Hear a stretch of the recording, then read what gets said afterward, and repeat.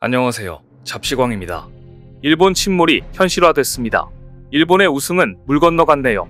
아시안컵 우승 후보 1순위 일본이 피파 랭킹 63위 이라크에 두 골을 허용한 채 경기가 끝나는 대참사가 발생했습니다. 심지어 일본은 베트남전처럼 전반에만 두 골을 내주며 와르르 무너졌는데요. 19일 카타르 도하에서 열린 아시안컵 조별리그 D조 2차전에서 이라크가 일본을 2대1로 꺾고 16강 진출을 확정했습니다. 앞서 일본은 베트남전에 예상치 못한 곤욕을 치르고 이번에는 정말로 1군을 출전시키겠다고 마음먹었습니다. 주전 수비수 도미야스 다케이로도 부상에서 돌아와 훈련을 진행했고 약간의 부상이 있던 다른 선수들도 빠른 회복을 보이며 이라크전에 출전을 가다듬었습니다. 또한 리스, 이토 주냐, 우에다 아야세까지 선발로 나서 말로만 듣던 전설의 일본 1군 멤버들이 완전체를 이뤄 이라크전의 모습을 드러낼 것으로 기대했습니다. 그러나 이렇게 전설의 1군이 나왔지만 63위 이라크에게 패하며 크게 망신을 당했는데요. 일본은 베트남과 조별리그 1차전에서 전반에만 두 골을 실점했습니다. 당시 문제로 지적받았던 안이한 수비는 이날 경기에서도 이어졌습니다. 전반 4분 만에 일본이 또 선제골을 빼앗겼습니다. 이라크가 중원을 넘고 거침없이 전진했는데요. 우물쭈물하는 일본 수비진을 상대로 순식간에 페널티 박스 안으로 침투에 성공했습니다. 페널티 박스에서 올린 크로스를 스즈키 골키퍼가 손으로 막아냈으나 애매하게 쳐냈고 공이 멀리 가지 않고 떨어졌습니다. 그러자 이를 아이맨 후세인이 그대로 머리로 밀어넣으며 골망을 흔들었습니다. 베트남전에 이어 이번에도 스즈키의 불안한 공 처리가 화근이 됐습니다. 전력 우위에 있는 일본의 점유율은 6에서 70%를 오갔습니다. 그러나 이라크가 거친 수비로 일본의 공세를 계속해서 멈춰세웠고 여러 차례 얻은 프리킥도 골로 이어지지 않았습니다. 선수들 대부분이 유럽파 소속으로 기량 자체는 이라크와 많이 차이가 났지만 핵심적으로 일본의 골 결정력이 부족했던 것입니다. 그런데 오히려 이라크가 추가골을 넣었습니다. 이번에도 왼쪽이 뚫려버린 것인데요.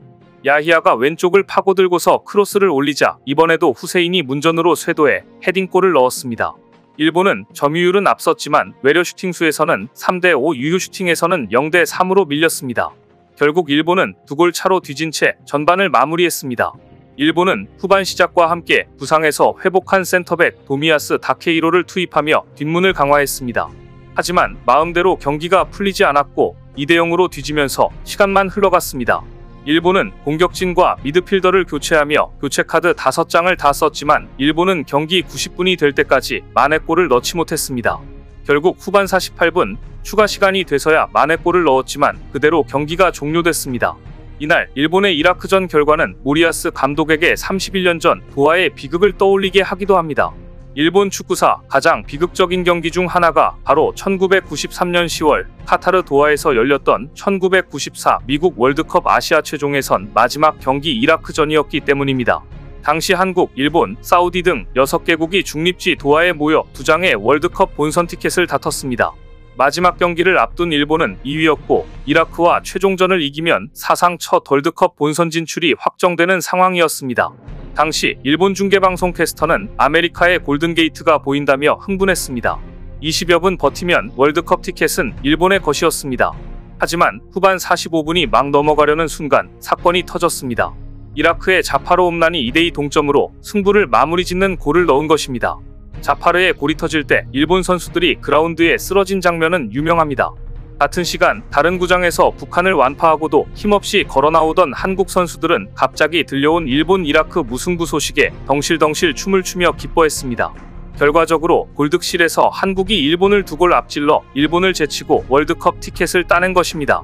한국 축구계는 이를 도하의 기적, 일본 축구계는 거꾸로 이를 도하의 비극으로 부릅니다.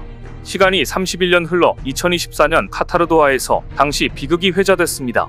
일본 축구대표팀을 이끄는 모리야스 하지메 감독이 도하의 비극 때 그라운드에 있었던 일본 선수 11명 중 1명이었기 때문입니다. 앞서 사전 인터뷰에서 도하의 비극에 관한 질문이 나오기도 했는데요. 모리야스 감독은 도하의 비극을 인지하면서도 담담하게 대응하며 대수롭지 않게 반응했습니다. 당시 선수로서 1993년에 비극적인 일을 겪었지만 지금 난 감독이다. 전혀 걱정할 것이 없다는 이야기라고 자신만만해했습니다. 그러나 31년 만에 다시 도하의 비극이 연출되며 대참사를 맞은 것입니다. 이렇게 63위인 이라크에게 충격패를 당하면서 일본의 A매치 10연승 중단됐습니다. 일본이 이라크에 진 것은 1982년 아시안게임 맞대결 이후 42년 만입니다. 이날 패배로 일본은 이라크에 밀려 조 2위로 내려앉았습니다. 그런데 이렇게 되면 한국과의 경기가 확 앞당겨질 수도 있는데요. 한국이 1위를 유지하고 일본이 최종 2위로 조별리그를 마친다면 16강에서 한국과 일본이 격돌하게 됩니다. 아시안컵 결승 한일전을 펼칠 걸로 기대되던 일본과 16강에서 만나게 되는 것입니다. 오늘 오후 8시 30분에 열리는 한국과 요르단의 경기가 어떻게 될지 관심있게 지켜보겠습니다. 오늘 준비한 소식은 여기까지입니다. 댓글을 통한 여러분들의 많은 의견 기다리겠습니다. 시청해주셔서 감사합니다.